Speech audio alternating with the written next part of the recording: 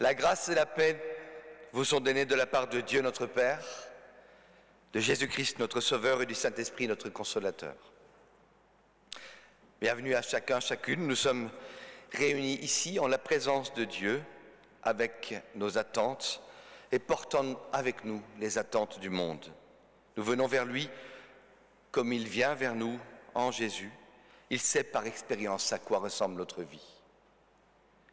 Nous venons avec notre foi, mais aussi avec nos doutes. Nous venons avec nos espoirs, mais aussi nos peurs.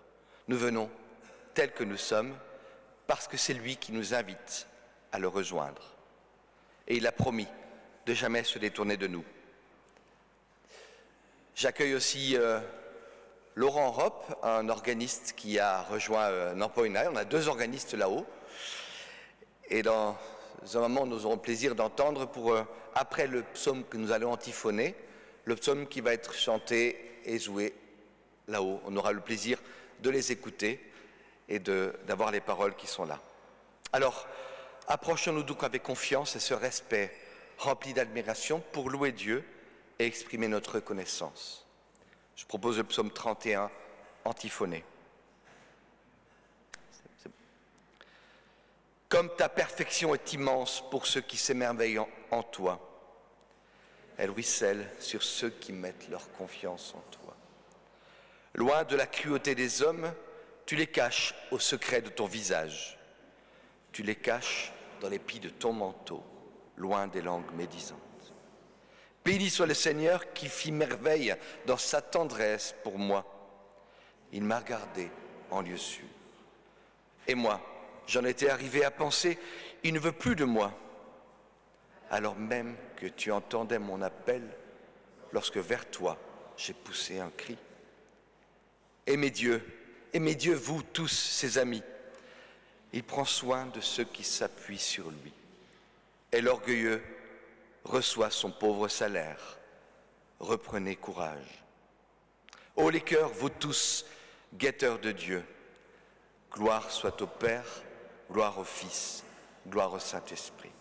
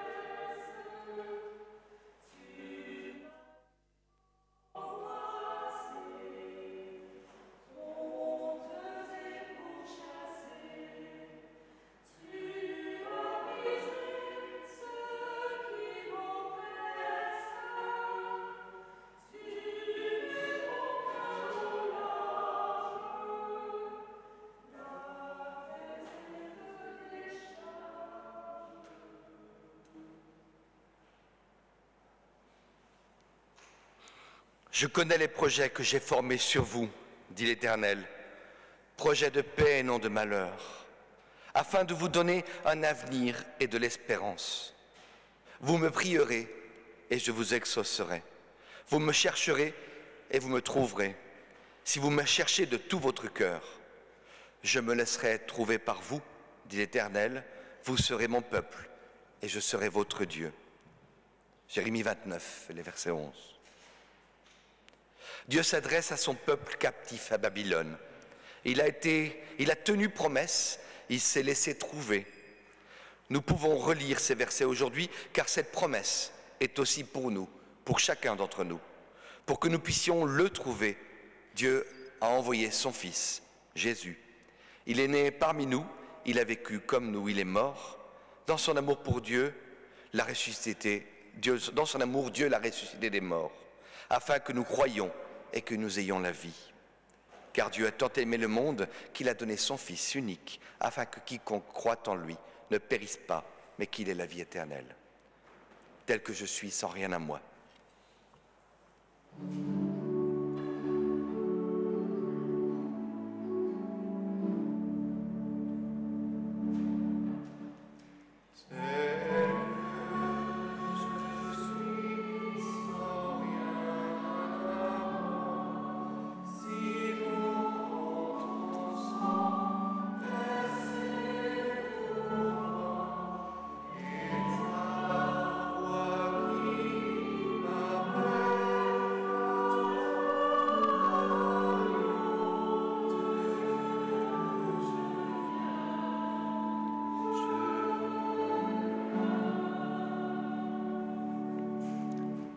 Seigneur Dieu, préserve-nous de nous justifier devant toi. C'est ta seule compassion que nous invoquons, car nous sommes tous tes enfants prodigues. Si tu n'avais pas parlé, si Jésus n'était pas venu nous révéler la miséricorde et sceller ce témoignage de ton sang, nous le confessons, Seigneur, notre fin à tous serait le désespoir et la perdition. Apprends-nous à nous connaître mieux nous-mêmes, à prendre en horreur le mal et la pratique du péché. Et sans attendre que nous venions t'offrir une repentance digne de toi, reçois-nous dans tes bras paternels et aide-nous à prendre conscience à la fois combien nous sommes coupables et combien tu es miséricordieux. Dieu d'amour, c'est souvent loin de toi que nous cherchons notre bonheur. Change notre cœur et accorde-nous la grâce d'une vie renouvelée par la puissance de ton esprit.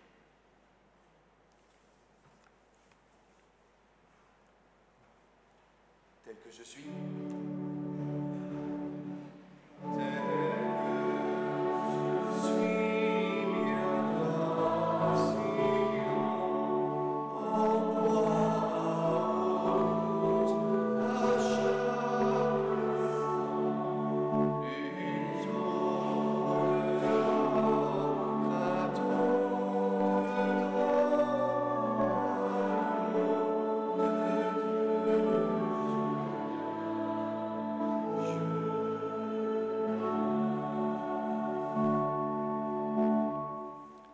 À celui qui a soif, je donnerai de l'eau de la source de vie, et je la donnerai gratuitement.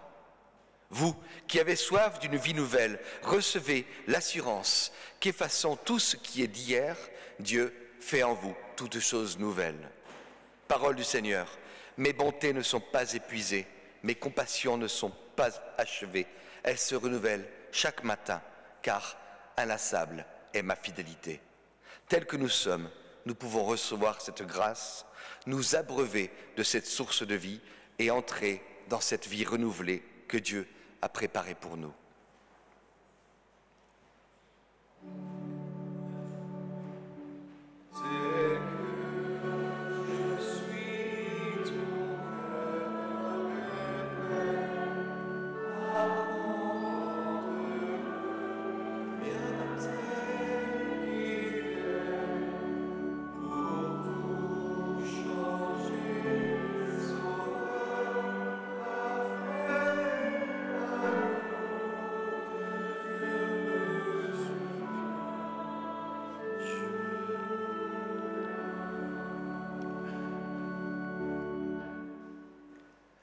Je vous propose d'écouter la confession de foi qui s'appelle « Je crois au Dieu d'amour ».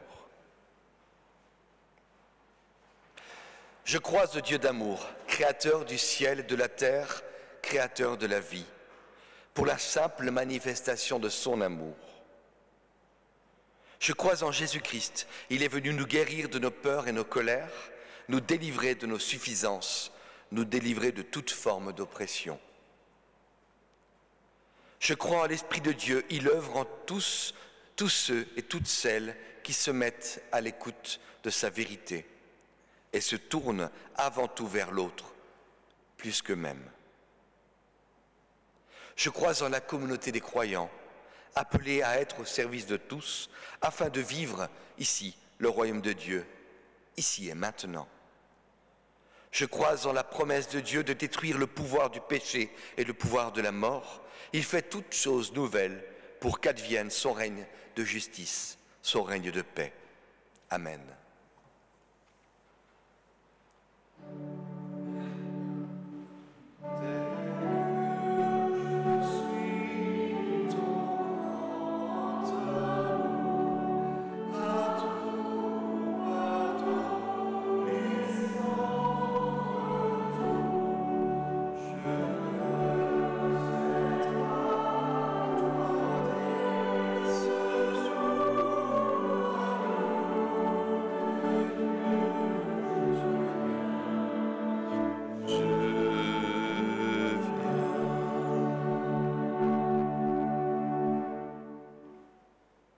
Ô notre Dieu, source intarissable de tout bien, nous te bénissons pour les dons et de ton amour.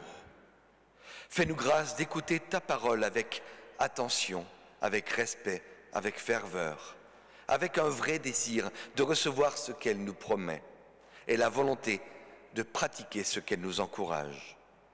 Ô notre Dieu, grave cette parole en nous, non seulement dans notre esprit, mais encore dans nos cœurs, et transforme-nous par ton esprit à l'image de ton Fils, en nous faisant contempler ta gloire dans le clair miroir de ton évangile. Ô Seigneur, dans mon cœur, je t'écoute.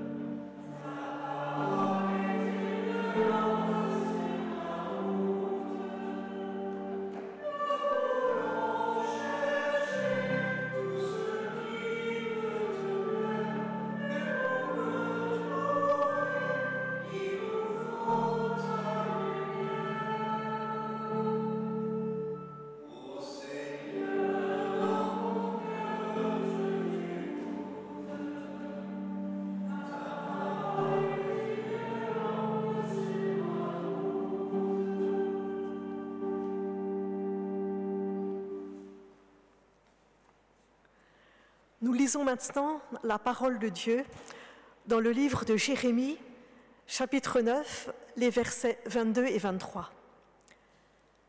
Voici ce que déclare le Seigneur, que celui qui est sage ne se vante pas d'être sage, que celui qui est fort ne se vante pas d'être fort, que le riche ne se vante pas d'être riche. Si quelqu'un veut se vanter, qu'il se vante plutôt d'être capable de me connaître et de savoir que moi, le Seigneur, j'exerce la bonté, la justice et le droit sur la terre, toutes ces choses qui me plaisent, déclare le Seigneur.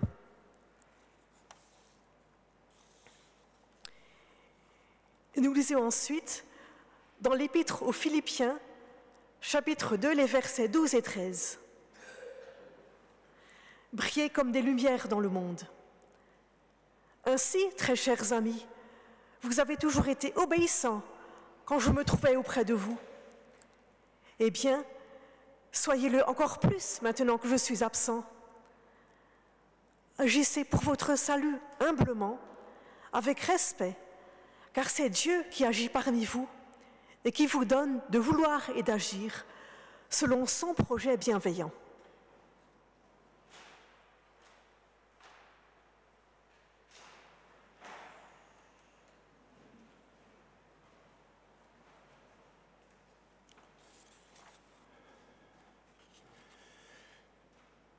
Et dans l'évangile de Matthieu, au chapitre 20, nous lisons les versets 1 à 16. Les ouvriers dans la vigne. Voici en effet à quoi ressemble le royaume des cieux. Un maître de maison sortit tôt le matin afin d'embaucher des ouvriers pour sa vigne. Il se mit d'accord avec eux sur le salaire à leur payer, 1 pièce d'argent par jour, et les envoya dans sa vigne. Il sortit de nouveau à 9 heures du matin et en vit d'autres qui se tenaient sur la place sans rien faire. Il leur dit, « Allez, vous aussi, travaillez dans ma vigne, et je vous donnerai un juste salaire. » Et ils y allèrent. Le maître de maison sortit encore à midi, puis à 3 heures de l'après-midi, et fit de même. Enfin, vers 5 heures du soir, il sortit et trouva d'autres hommes qui se tenaient là. Il leur demanda, « Pourquoi restez-vous ici tout le jour sans rien faire ?»« Parce que personne ne nous a engagés, répondirent-ils.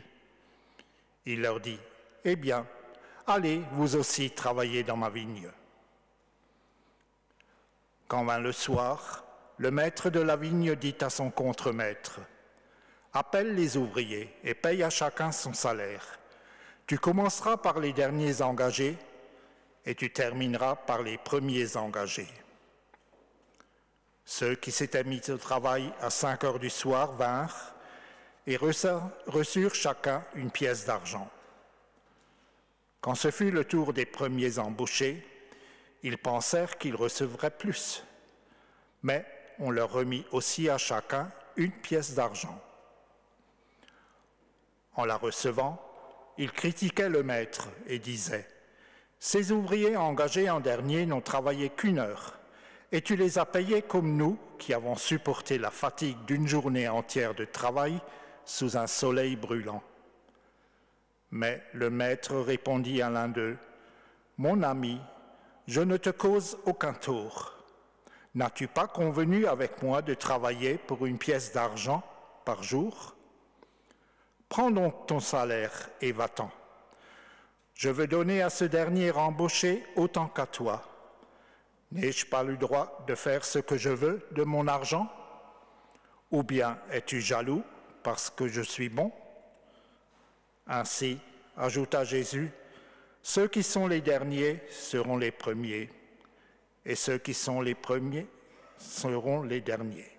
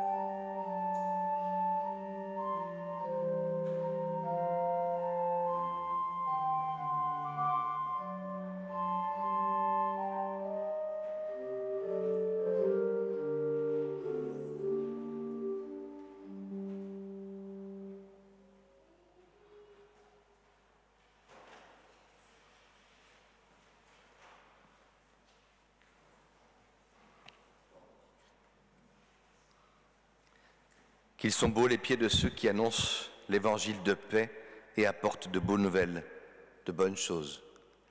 Voilà ce que vient de chanter Brigitte. Merci.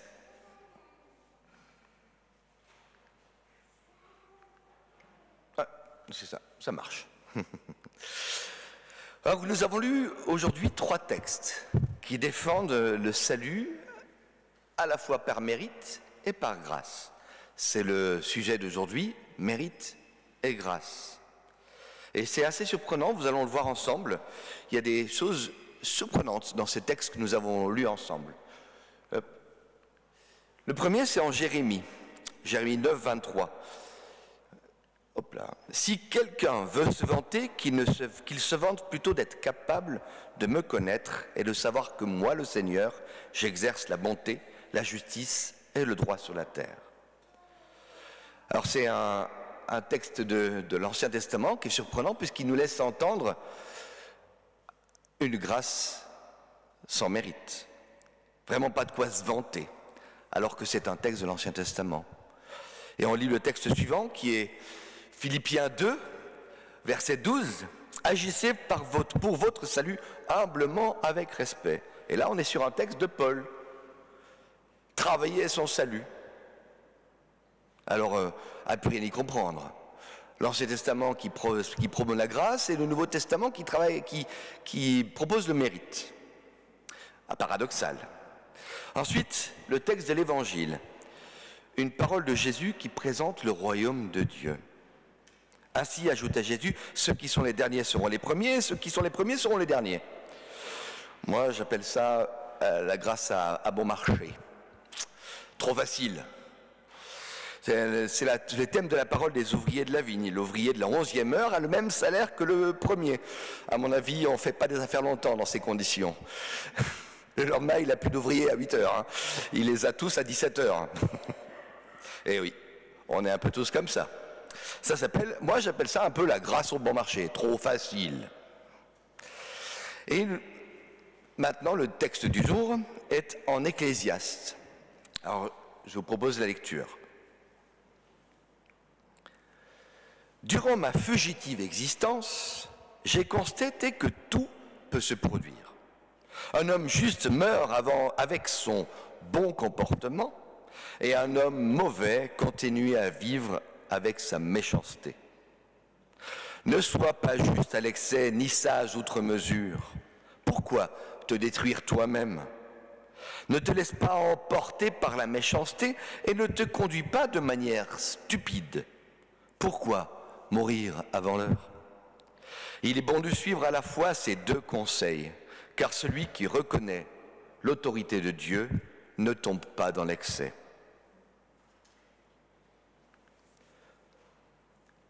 Ne sois pas juste à l'excès, ni sage outre mesure. Pourquoi te détruire toi-même? Te prends pas la tête, tout va bien. Vraiment l'idée, faut pas s'embêter, pas besoin d'en faire trop, mais encore moins de faire le mal. Surtout, te prends pas trop la tête. En fait, de quoi s'agit-il? On parle de mérite ou on parle de grâce? De quoi est-il question à la fin? Et la grâce, c'est quoi au fait? Le mérite, c'est simple, c'est clair, c'est limpide. Le mérite, c'est ce que tu fais qui te donne quelque chose. Et la grâce, c'est un peu plus compliqué. Et en fait, mérite et grâce, salut et tout ça là, de quoi ça parle? Qu'est-ce que c'est? De quoi sommes-nous sauvés par mérite et par grâce? Sauvés de quoi? Quand on parle de salut, de quoi parle-t-on en fait? Ce mot est très employé dans nos cultes, très employé dans nos études bibliques, mais je ne suis pas sûr qu'il soit encore compréhensible pour le monde d'aujourd'hui. Un mot bien vague, un peu pieux, et qui est, à mon avis, un peu complexe au niveau de la signification. Quand on nous demande de quoi sommes-nous sauvés, qu'est-ce que vous répondez? De quoi nous sommes délivrés? Il est possible que ce mot ait un sens pour les réguliers du culte, mais qu'à l'extérieur, ce soit totalement incompréhensible. Alors comment le définir? Je propose d'essayer de répondre à cette première question en allant chercher un théologien que j'aime beaucoup, un théologien qui s'appelle André Gounel. Donc c'est l'ancien doyen de la faculté, enfin ancien, ça fait longtemps, puisqu'il était doyen de la faculté de 75 à 80, faculté de théologie protestante de Montpellier. Il est connu comme étant un des spécialistes de Paul Tillich. Il a traduit toutes ses œuvres en français, dirigé la traduction de ses œuvres, et c'est un spécialiste de la théologie du process, donc spécialiste du mathématicien et philosophe bien connu, Whitehead, et d'un théologien un peu moins connu, John Cobb, qui a développé la théologie du process. Mais c'est un théologien que je trouve très clair, limpide. Son dernier bouquin, La théologie du protestantisme, est une encyclopédie, il faut l'avoir dans sa bibliothèque. Je disais, j'en ai encore fait un cadeau cette semaine, j'en suis à 5 à distribuer. C'est vraiment magnifique, je vous le conseille. Alors, on va se poser la question avec lui, de quoi nous sommes sauvés. Lui, il a vu 4 difficultés de la vie dont nous pouvons être sauvés. La culpabilité, la mort, l'absurde et l'aliénation. Alors prenons ces 4 difficultés pour comprendre de quoi nous sommes sauvés. La première, la culpabilité, c'est la conscience de ses fautes et la peur d'un châtiment. La peur qui est très présente au Moyen-Âge et qui aujourd'hui est beaucoup moins présente. L'être humain se sent tout de même fautif. Il y a quelque chose qui est en soi de sentiment d'impur, d'indignité, un manque d'innocence en fait. On a toujours quelque chose à reprocher, toujours quelque chose qui nous travaille. Et je crois que ça c'est au cœur même de notre humanité. Le salut, c'est le pardon des fautes. Les textes bibliques affirment que Jésus sauve du péché et de ses conséquences. L'Évangile annonce que Dieu ne tient pas compte de nos fautes. Nous n'avons rien à craindre. Alors c'est vrai que ce sentiment, je répète, est beaucoup moins fort aujourd'hui. Parce que je crois que l'homme moderne se sent plus victime que responsable. Le victime du monde, victime de la situation, et la notion de culpabilité s'est effacée. Mais elle reste dans les principes que propose Gounel. La deuxième, c'est la mort. La mort, c'est la crainte de la disparition de notre être. Nous avons conscience du caractère fragile, du caractère éphémère de notre propre existence. Nous nous sentons profondément vulnérables. À tout moment, une maladie, un accident peut nous emporter, nous renvoyer d'où nous venons. Nous ne sommes jamais vraiment à l'abri. La peur de la mort, ça cache partout. Derrière la peur de la maladie, derrière la peur de la vieillesse, la peur de l'effondrement, du dérèglement climatique. Je crois que cette peur de la fin du monde par l'effondrement, par le réchauffement climatique, le dérèglement climatique est aussi derrière cette peur de la mort qui s'est déguisée autrement. Je crois même que la peur de la mort se cache derrière la peur d'être aimé, le désespoir, la dépression est une forme de mort, une petite mort existentielle. C'est là que le don de la vie éternelle est une réponse. C'est une proclamation que quelque chose de nouveau peut arriver. Nous ne sommes pas destinés au néant. Un avenir nous est promis, un avenir nous est ouvert, un avenir nous est possible. Rien n'est définitif. Un renouvellement est toujours possible. Et c'est ce que l'on va fêter bientôt à la Pâque, à la grande fête de cette proclamation lors de la résurrection. La résurrection, c'est l'annonce qu'il y a un renouveau possible. Et juste avant la mort, la culpabilité, c'était pour la mort de Jésus qui nous amène à cette annonce qu'effectivement nos culpabilités sont effacées. Passons au troisième, l'absurde. L'absurde, c'est l'être humain n'a aucun sens, le non-sens de la vie, le non-sens de la vie humaine. On ne sait pas pourquoi on vit, pourquoi on est là, à quoi ça sert. L'impression de se trouver dans un monde déboussolé. On se sent obligé de mener une existence de fou, de courir, de chercher toujours ailleurs ce dont on a besoin. L'injustice, les horreurs du monde, les violences, l'effondrement des valeurs, la vie a perdu son sens. La vie n'a pas de sens. Sentiment d'être Ça, c'est un sentiment qui est très fort depuis le XXe siècle. La peur de la mort et la culpabilité s'est estompée, et c'est cette notion d'absurdité qui a pris le dessus. On n'a jamais disposé autant de richesses et de moyens, et pourtant la vie paraît plate. Elle paraît insatisfaisante, bête. Et c'est ce qui nous amène à courir au divertissement, courir à la richesse, courir après quelque chose toujours plus pour donner du sens à cette vie. Alors c'est là que le salut est une lumière. La parole est une lumière qui nous éclaire dans cette obscurité. Jésus nous sauve en nous éclairant, en donnant une direction, une orientation à notre vie. La Bible est un vrai réconfort, une orientation. Hommes et femmes qui ont trouvé sens dans leur vie en Dieu. Et pour moi, la Bible est la principale réponse à l'absurdité, c'est le Saint-Esprit, le Consolateur lui-même, qui donne du sens à l'existence, qui donne une orientation, qui donne une explication. Et ce n'est pas étonnant que le XXe siècle ait vu la recrudescence, l'explosion des milieux très favorables au Saint-Esprit. Jésus a un peu été effacé au XXe siècle au profit du Saint-Esprit. Tous ces mouvements pentecôtistes, charismatiques, qui remettent le Saint-Esprit au cœur, c'est cette réponse à l'absurdité. Comme le Saint-Esprit répond à un problème d'incompréhension du monde. Le dernier, c'est l'aliénation. La conscience d'une aliénation socio-économique. L'être humain se découvre pris dans un système de production constante, de consommation, toujours plus avoir encore plus. Organisation du monde qui nous assujettit. On se sent dominé, oppressé. C'est la perte de maîtrise de notre existence. On est condamné à la misère, condamné à toujours courir plus pour avoir plus. Une vie dépourvue d'intérêt et dépourvue de liberté. Tout se centre sur la possession, tout se centre sur la consommation. L'homme se sent réifié, un objet. Un sentiment de servitude, victime d'une logique économique implacable dans laquelle nous sommes soumis, dépouillés de notre qualité humaine. Je crois que là encore, le salut est une réponse. C'est une parole libératrice. La foi donne un sens à ce monde, une distanciation avec la folie du monde, une forme de sortie du marasme.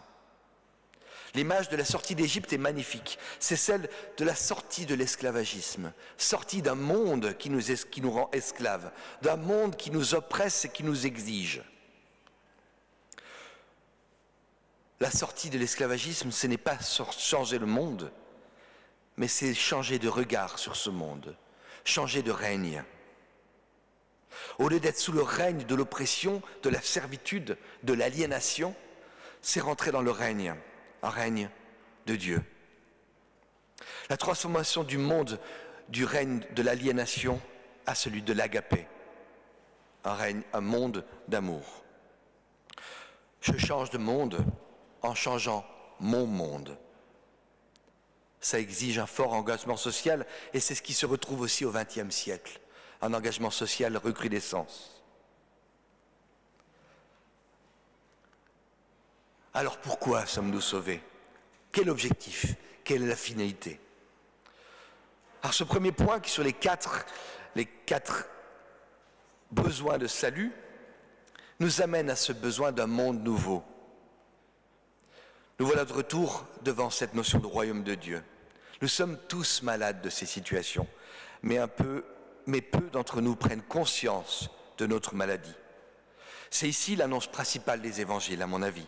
La prise de conscience d'un monde qui se perd et la possibilité d'un monde nouveau, d'un monde meilleur, d'un autre règne. C'est le message principal de Jésus sur terre, l'annonce de l'advenue du royaume de Dieu sur terre. Il est possible de vivre autre chose. Il est possible de sortir de cette situation. Et ce message est accompagné d'un message de grâce. Nous pouvons entrer et vivre ici et maintenant dans ce règne. Nous pouvons vivre ici et maintenant le royaume de Dieu. Entrer dans le paradis promis, c'est quoi? Ce pays où coule le lait et le miel? C'est un pays où on est délivré de ces 4 problèmes, de la culpabilité, la mort, l'absurde et l'aliénation.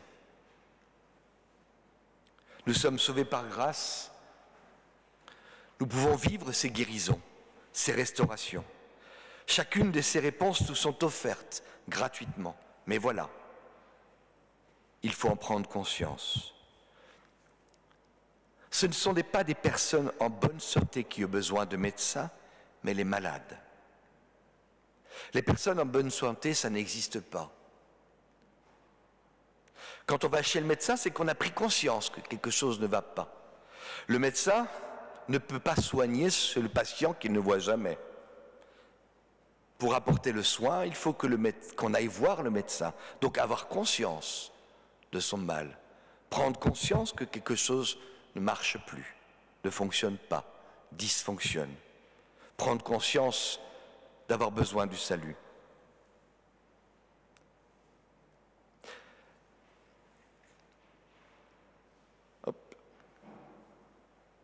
Mais Philippiens nous donne un autre petit texte. Agissez pour votre salut humblement avec respect. Mais c'est Dieu qui vous donne le vouloir et le faire. Ça veut dire que même la prise de conscience, elle-même, d'être malade, vient de Dieu. C'est le cercle magnifique de la grâce. La grâce est cette notion de mérite, c'est-à-dire que d'être prendre conscience que nous sommes malades. C'est un équilibre difficile à trouver. La prise de conscience d'être malade qui vient de Dieu elle-même et le salut qui nous est offert. Si on n'a pas la possibilité, si on ne s'ouvre pas la possibilité d'être soigné, le soin est non avenu, est nul et non avenu. Pour conclure, je vous propose cette petite phrase d'Ignace de Loyola que je trouve géniale. Agis comme si tout dépendait de toi, en sachant qu'en réalité, tout dépend de Dieu. Pour moi, cette prise de conscience nous met en mouvement. Le salut évangélique a pour caractère essentiel de nous mettre en marche, de nous permettre ou même de nous contraindre à avancer, de sortir de l'immobilisme, de la fatalité, de la triste réalité, et de nous rentrer dans une forme de dynamisme qui nous porte et qui nous emporte en avant. L'Évangile nous met en acte et nous met en mouvement. Amen. Que toute la terre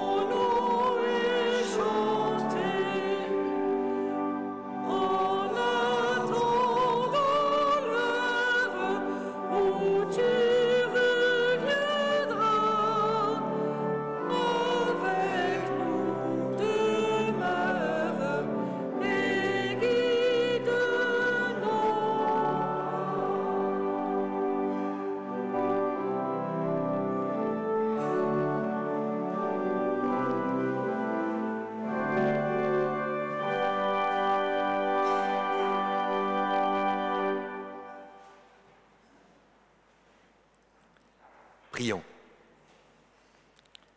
Seigneur, tu rassasies notre faim. Donne ton pain à ceux qui ont faim et faim de toi à ceux qui ont du pain. Toi seul, tu es notre force. Donne force à ceux qui sont faibles et humilité à ceux qui se croient forts. Toi seul, tu es la vérité. Donne la foi à ceux qui doutent et le doute à ceux qui croient te posséder. Toi seul, tu es notre espérance. Donne confiance à ceux qui ont peur et crainte à ceux qui ne font confiance qu'à eux-mêmes. Seigneur, tu donnes ta lumière à ceux qui te cherchent et tu gardes dans ton amour ceux qui t'ont trouvé. Dans le silence, nous te confions ceux qui nous tiennent particulièrement à cœur.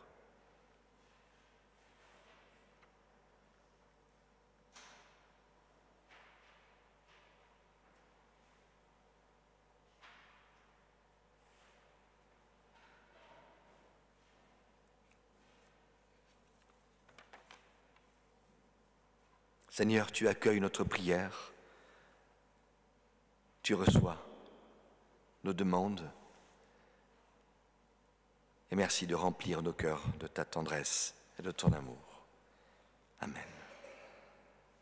Et nous pouvons nous unir pour élever vers l'une de notre prière commune. Notre Père qui es aux cieux, que ton nom soit sanctifié. Que ton règne vienne, que ta volonté soit faite sur la terre comme au ciel. Donne-nous aujourd'hui notre pain de ce jour.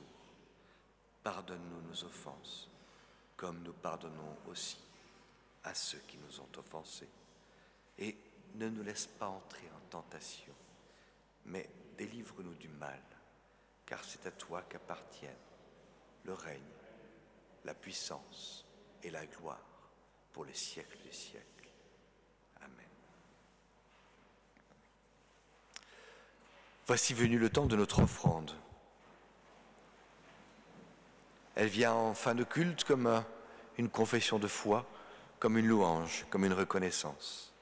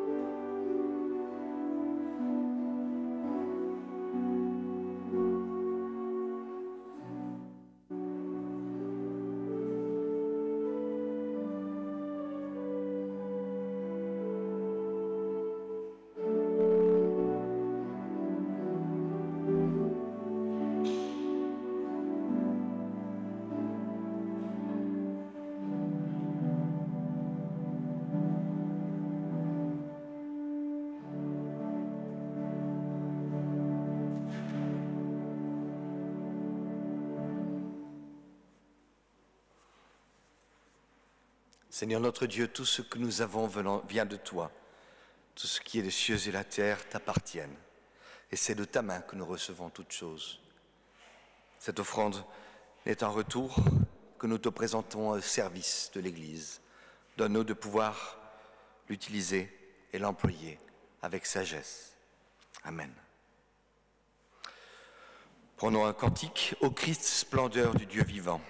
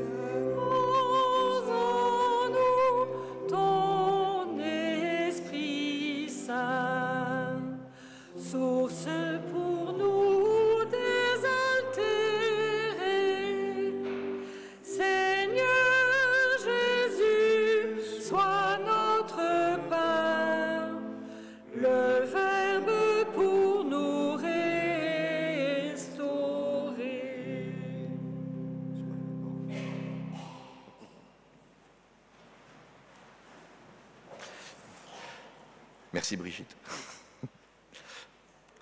Est venu le temps des annonces. Ah oui, il y en a pas mal.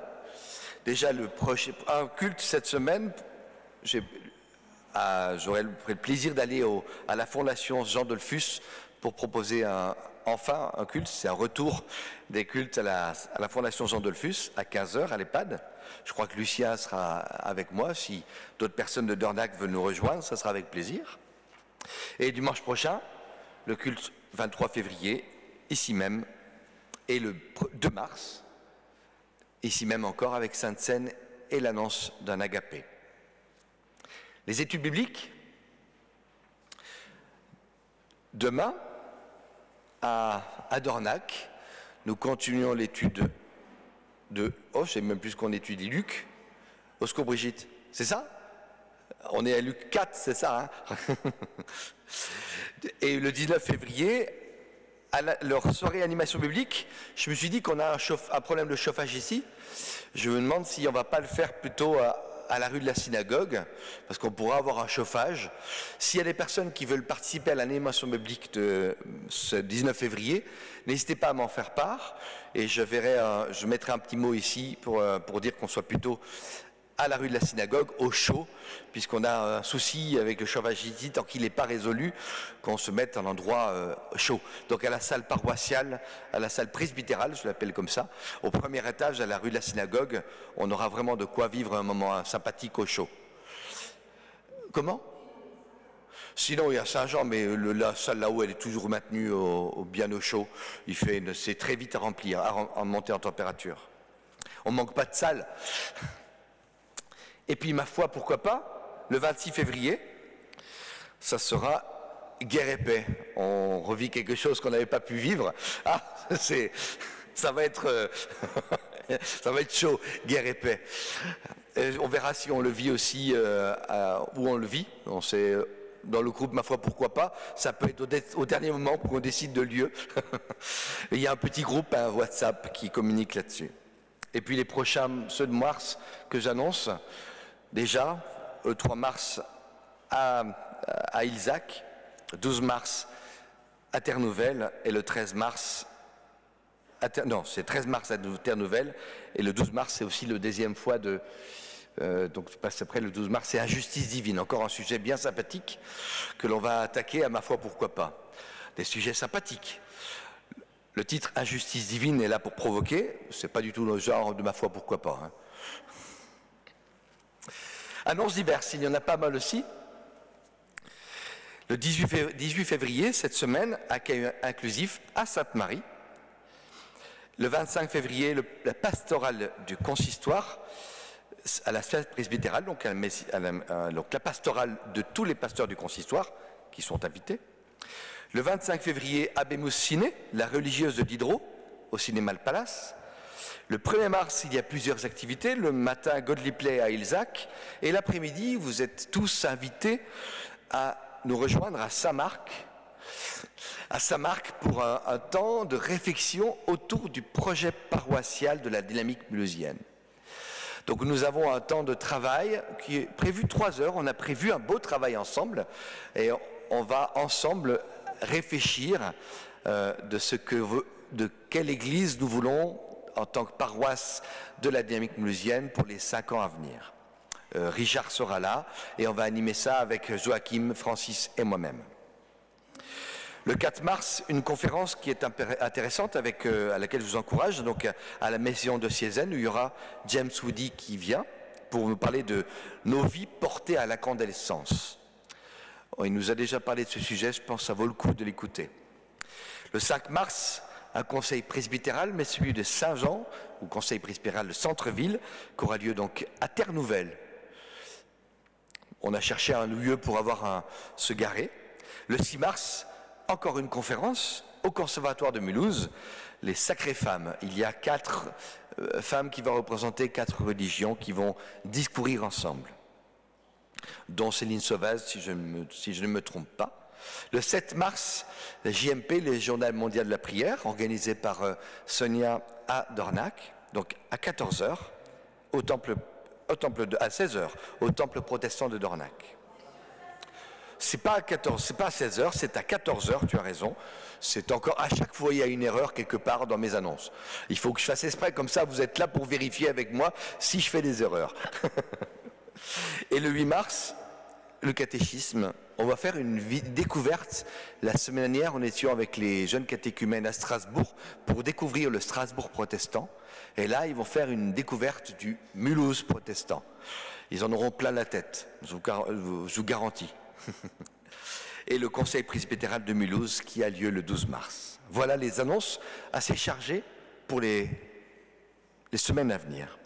Et je vous propose de conclure ce culte avec le psaume, le cantique « Bénis-nous Seigneur » que nous avons déjà pris il y a 2 semaines et que nous allons essayer d'apprendre. Et j'ai fait encore appel à Brigitte.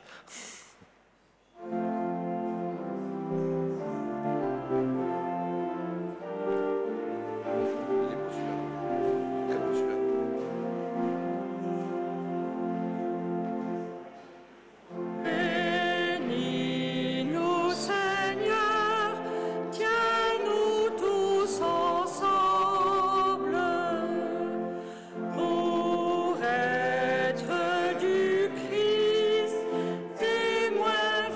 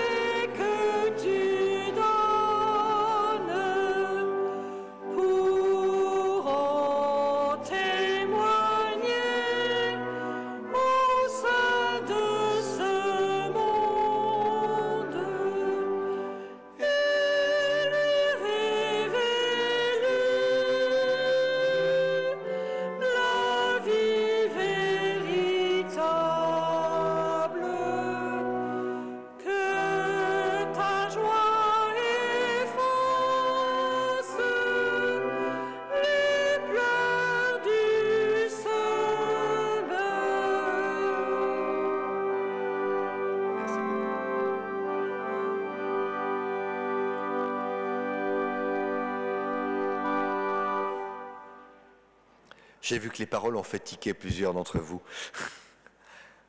C'est marquant, hein? Alors permettez-moi de vous rappeler ce que déclare le Seigneur. Que celui qui est sage ne se vante pas d'être sage. Que celui qui est fort ne se vante pas d'être fort. Que le riche ne se vante pas d'être riche. Si vous avez envie de vous vanter, vantez-vous plutôt d'être capable de connaître votre Maître et de savoir que lui, votre Seigneur, votre Maître, lui seul exerce la bonté, lui seul exerce la justice et lui seul exerce le droit sur la terre. Toutes ces choses qui lui plaisent, accomplissez-les humblement, avec respect, car c'est Dieu qui agit en vous et parmi vous, car c'est lui qui vous donne le vouloir d'agir selon son projet bienveillant. Alors que le Seigneur te bénisse et te garde, que le Seigneur fasse briller sur toi son visage et que le Seigneur t'accorde sa grâce et qu'il te donne de porter les fruits qui viennent de lui. Que le Seigneur tourne vers toi son visage et te donne sa paix. Amen.